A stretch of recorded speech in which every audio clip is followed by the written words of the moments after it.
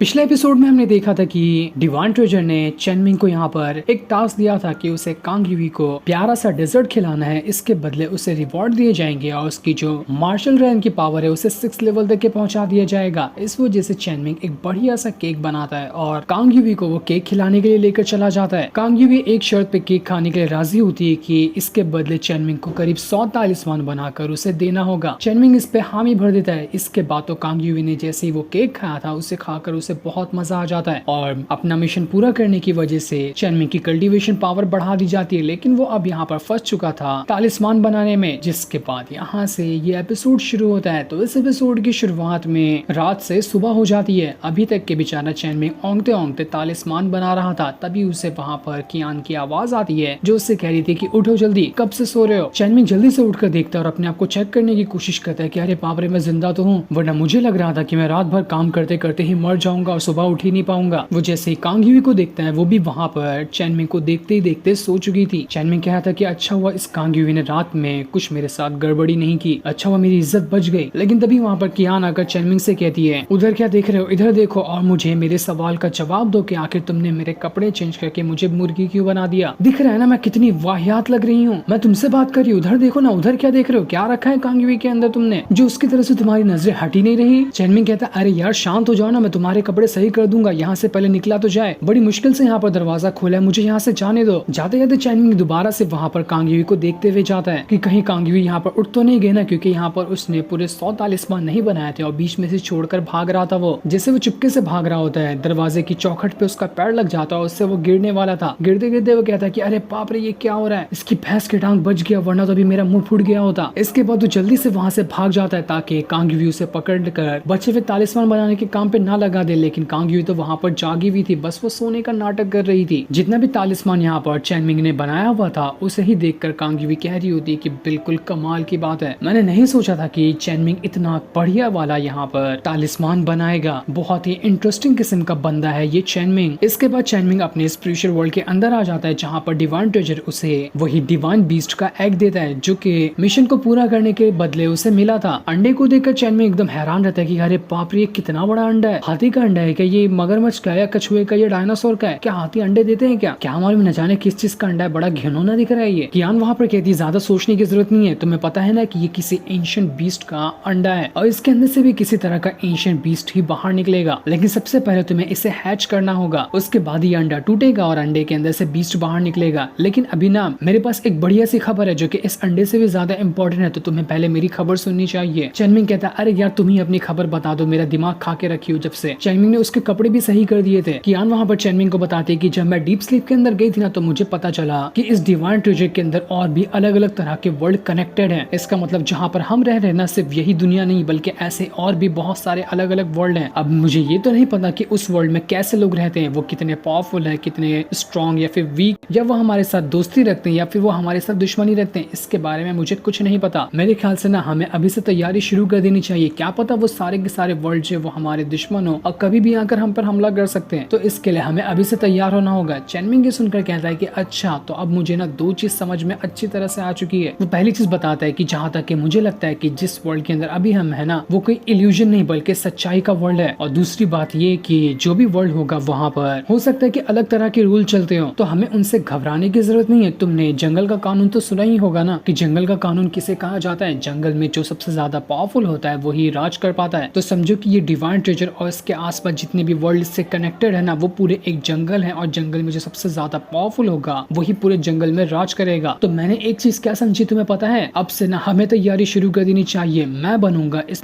पूरे जंगल का नया राजा। मेरे सामने जो झुकेगा वो जिंदा रहेगा और मेरे सामने जो झुकने से इनकार करेगा मैं उसे खत्म कर दूंगा। तुमने ये चीज बताकर ना मेरा लालच और बढ़ा दिया सारी दुनिया पे राज करने का। क्या मजा आएगा उस चीज को देखकर जब पूरी दुनिया पर मेरा ही राज होगा। कियान कहती है अच्छा, तो ये इतना हलवा काम है ना कि तुम दूसरे के पास जाओगे और उससे कहोगे कि मेरे सामने झुक जाओ, वो तुम्हारे सामने झुक जाएगा। ऐसा होता तो कोई भी यहाँ का किंग नहीं बन जाता। जिस पर चेनमिंग कहता है कि नहीं, मुझे पता है ये काम इजी नहीं होगा, उसके लिए मुझे सबसे पहले अपनी पावर को बढ़ाना है, मैं अपनी और ज्यादा पावर को बढ़ाऊंगा और उसके बाद सारे के सारे वर्ल्ड के ऊपर राज करूंगा। ये सुनकर तो कियान भी एकदम ज्यादा हैरान रह चुकी थी। इसके बाद चेनमिंग जाता है अपने सेक्ट में ही किसी अच्छे तरह के बीस्ट की तलाश में ताकि वो उसे अपना हेल्पर बना सके। जहाँ पर भी वो जाएगा वो बीस्ट उसकी मदद करेगा। शियाओमी जो थी वो पूरे सेट के अंदर से ढूंढ रही होती है कि कौन सा सबसे पावरफुल और खतरनाक बीस्ट हो सकता है जिसे वो चैनमिंग को दे सके। वो सीटी बजाकर गोल्डन विंग ईगल को बाहर निकालती है जो कि बहुत ही ज्यादा पावरफुल और इस सेट का सबसे ज्यादा स्ट्रॉन्गेस्ट बर्ड है। इससे बढ़कर कोई भी बीस्ट वगैरह इस पूरे के पूरे सेट में मौजूद ही नहीं है। श्यामी चैनमिंग को बता रही थी कि सेट मास्टर आपको पता है इसका जो कल्टीवेशन रैल्म है ना वो भी मार्शल रैल्म का ही है, आपके कल्टीवेशन के आसपास ही है ये, तो आपको इसे संभालने में ना उतनी ज्यादा परेशानी भी नहीं होने वाली। चैनमिंग कहता है हाँ चलो वो सब तो अच्छी बात है लेकिन मुझे इसकी स्पीड के बारे में पता करना है कि इसकी स्पीड क्या है। सबसे ज्यादा स्पीड वाला जो बीस्ट होगा ना मुझे वो चाहिए। जिसमें श्यामी कहती है स्पीड की बात की जाए तब भी ये नंबर 1 पे ही आएगा। इसकी स्पीड है ये एक दिन में 1000 माइल्स को कवर कर सकता है, इतने स्पीड से चलता है ये। कियान चैनमिंग से कह रही थी कि चैनमिंग देखो मुझे ना तुम्हारा प्लान बिल्कुल समझ नहीं आ रहा कि तुम क्या करने के लिए चाह रहे हो, लेकिन तुम्हारे प्लान को सुनकर मुझे खतरा जरूर महसूस हो रहा है कि बहुत बड़ी मुसीबत खड़ी करोगे तुम। लेकिन चैनमिंग उसकी बातों को पूरी तरह से इग्नोर कर दिया। उसने मन बना लिया था कि अब वो सारे वर्ल्ड पे राज करेगा। वो कहता है कि ठीक है मुझे यही बर्ड चाहिए, मैं इसी को अपना पेट बनाना चाहता हूँ। लेकिन तभी वहाँ पर भागते हुए एक डिसाइपल आता है जो वहाँ पर आने के बाद श्यामी से कह रहा था कि सीनियर मैं आपको मना तो नहीं करना चाहता लेकिन ये जो बर्ड है ना उसे पहले से ही सीनियर ब्रदर हान ने अपने लिए चुन कर रखा हुआ है, तो अब उनकी परमिशन के बगैर कोई भी इस बर्ड को अपना नहीं बना सकता। श्यामी वहाँ पर उस डिसाइपल से कहती है तुम्हारा दिमाग तो नहीं खराब हो गया ना, इस सेट के अंदर सेट लीडर तुम्हारे सामने खड़े हुए हैं और तुम उनके बजाय किसी सीनियर ब्रदर की बात कर रहे हो यहाँ पर जिसने चुन लिया, तो ये बर्ड सेट लीडर को नहीं मिल सकता, पागल हो गए हो क्या। वो डिसाइपल कह रहा था कि देखिए सीनियर श्यामी मैं यहाँ पर ना सिर्फ जो मुझे काम दिया गया है मैं वही काम संभाल रहा हूँ, वैसे भी जो मैंने यहाँ पर कहा इसमें कोई बुराई तो नहीं है। जो लेवल पे ये बीस्ट है उसी लेवल पे तो सेट लीडर भी है, दोनों का लेवल बराबर होगा तो आखिर वो इस बीस्ट को कंट्रोल कैसे कर पाएंगे। हो सकता है कि बीस्ट ही उनके ऊपर भारी पड़ जाए, ऐसा बंदा चाहिए ना बीस्ट को कंट्रोल करने के लिए जो बीस्ट से भी ज्यादा पावरफुल हो। इसलिए मैं तो यहाँ पर सही चीज बता रहा हूँ कि सेट लीडर को ये बीस्ट नहीं लेना चाहिए, इससे उनका ही नुकसान है। ये सुनकर चैनमिंग के दिमाग में आग लग जाती है। वो उस डिसाइपल से कहता है कि इसका मतलब तू यहाँ पर मुझे मना कर रहा है कि मैं इस बीस्ट को नहीं ले सकता, तेरी इतनी हिम्मत कैसे आ गई। वो डिसाइपल चैनमिंग से कहता है कि देखिए सेट लीडर इस सेट के अंदर ना पुराने से ही तरीके से रूल बना हुआ आया हुआ है, ये रूल डिसाइपल के लिए भी सेम है और सेट लीडर के लिए भी सेम है। अगर कोई चीज किसी को पसंद आ जाती है तो उसके बाद अगर सेट लीडर भी उसे लेना चाहे ना तो उसे पहले उस इंसान से फाइट करनी होगी जिससे पहले वो चीज पसंद आई थी। मैं सीनियर ब्रदर हान को रिप्रेजेंट करते हुए यहाँ पर खड़ा हूँ, तो मैं क्या कह रहा हूँ कि अगर आप रूल के हिसाब से चलना चाहते हो तो आपको पहले मुझे हराना होगा, इसके बाद ही आप इस बर्ड को ले सकते हैं। लेकिन मुझे नहीं लगता कि आप मुझे हरा सकते हैं, तो अगर आप सेट लीडर हैं तो अपनी मनमानी करते हुए यहाँ का रूल तोड़ दो और रूल तोड़ने के बाद आप इस बर्ड को ले जा सकते हो, मैं नहीं रोकूंगा। यहाँ पर वो सीधा सीधा डिसाइपल चैनमिंग को उकसा रहा था। ये गधा अपनी ही मौत को उकसा रहा होता है कि आप बैल मुझे मार दे। चैनमिंग कहता है अच्छा तो ऐसी बात है, तुम मुझे यहाँ पर ज्ञान दे रहे हो, ठीक है जो रूल बना हुआ है ना उसे तोड़ने का मुझे भी कोई शौक नहीं है। तुमने कहा ना कि मैं तुम्हारे साथ फाइट करूँ और तुम्हें हरा दूं तो ये बीस्ट मुझे मिल जाएगा, तो कोई बात नहीं चलो हम यहाँ पर फाइट कर लेते हैं। चैनमिंग अंदर ही अंदर सोच रहा था कि अब मौका मिला है मुझे कुत्तों को उनकी औकात दिखाने का। पावरफुल बनने के सफर में ऐसे कुत्ते तो मिलते रहेंगे, इनकी दुम दबाना मेरा ही काम है। वो डिसाइपल चैनमिंग से कह रहे थे कि सेट लीडर आप बेफिक्र रहिए, मैं खतरनाक वाला अटैक नहीं करूंगा ताकि आपकी जान चली जाए। इसके बाद जो डिसाइपल होता है वो सबसे ज्यादा जो उसके पास खतरनाक वाला अटैक था वही कर देता है, जहां उसने किसी तरह के मॉन्स्टरस हैंड टेक्निक का इस्तेमाल करते हुए चैनमिंग के ऊपर अटैक कर दिया था। लेकिन चैनमिंग सही टाइम पे वहां से साइड हो जाता है और जैसे वो साइड हुआ था जहां पर वो अटैक लगता है वहां की पूरी जमीन ही फट जाती है। चैनमिंग को ये अटैक लगा होता तो उससे बहुत ही गहरी चोट लग सकती थी। ये सुनकर श्यामी जो होती है उस डिसाइपल से कहती कि ये तो हमारे दुश्मन से का टेक्निक है ना, इस टेक्निक को तो हमारे यहाँ पे बैन लगा दिया गया था लेकिन तब भी तुमने ये टेक्निक सीखी, तुमने बहुत बड़ा अपराध किया इस टेक्निक को सीखकर, इसकी सजा तुम्हें मिलकर रहेगी। लेकिन वो डिसाइपल कहता है कि अरे सीनियर श्यामी आप जरा शांत हो जाए ना, पहले यहाँ का मामला तो सेट हो जाए उसके बाद हम दोनों बात कर लेंगे। वो डिसाइपल चैनमिंग से कह रहा था कि सेट लीडर जरा मुझे माफ कर देना, मेरा हाथ फिसल गया था तो मैंने थोड़ा सा स्ट्रॉन्ग अटैक आपके ऊपर कर दिया, आपको चोट तो नहीं लग गई ना, आप डर तो नहीं गए, आप दोबारा से फाइट करने के लिए रेडी हैं या फिर आप यहीं पर अपनी हार मानते हैं। आगे से मैं कोशिश करूंगा कि इतना खतरनाक वाला अटैक आपके ऊपर ना कर दूं क्योंकि आप तो इतना अटैक को संभाल ही नहीं पाएंगे, क्योंकि आपको पता होगा ना कि हाल फिलहाल तो मैं भी आपसे ज्यादा ही पावरफुल हूँ, आपसे कल्टीवेशन में भी मैं आ गई हूँ अभी। उसकी एक एक बात चैनमिंग के दिमाग में बिजली जैसा लग रही थी, उसका मन तो कर रहा था कि वो खड़े खड़े ही यहाँ पर उस डिसाइपल को चीर कर। चैनमिंग वहां पर डिसाइपल से कहता है कि ठीक है बहुत हो गया तेरा नाटक, अब मेरी बारी है, मैं तुझे दिखाता हूँ कि मैं क्या कर सकता हूँ। इसके बाद चैनमिंग वहां पर अपनी पावर को एक्टिवेट करना शुरू कर देता है और अपनी पावर को एक्टिवेट करने के बाद उसने